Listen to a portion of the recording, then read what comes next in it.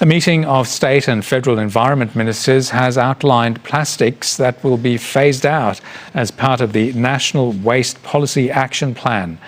Environmental groups say they're pleased ministers are in agreement on the issue, though reduction targets are unlikely to be met without tough regulation to back them up.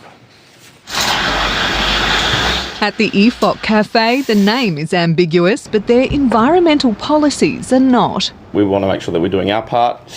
Being a cafe, it's pretty dominant here in Melbourne with all the coffees that people drink. Biodegradable napkins, reusable cups and plastic straws are off the menu completely. Even our paper bags and all that sort of stuff are biodegradable as well. They're one of a growing number of establishments cutting waste. National and state environment ministers last night reaffirming their commitment to do the same, refining the steps to phase out single-use plastics by 2025. To come up with a list of 8 particularly problematic single-use plastics was a real step forward. Those problematic items include lightweight plastic bags, plastic that's been misleadingly called degradable, plastic straws and utensils, polystyrene and polystyrene packing materials, plastic food and drink containers and microbeads used on products like face wash. Australia produces 2.5 million tonnes of plastic waste each year, over 80% going to landfill and 130,000 tonnes into the ocean.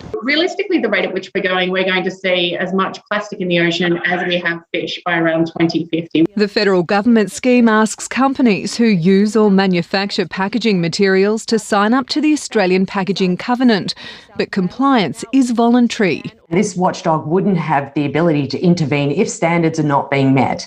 Over 1,500 supermarkets, food chains and independent vendors have signed on to phase out single-use plastics, but environment groups fear without the legal framework to enforce the new rules, the 2025 targets won't be met. The Environment Minister says it's not necessary, as industry groups and state governments are already on board. We're not issuing fines or regulations that really hurt. What we're doing is a sensible approach. Abby Dinham, SBS World News.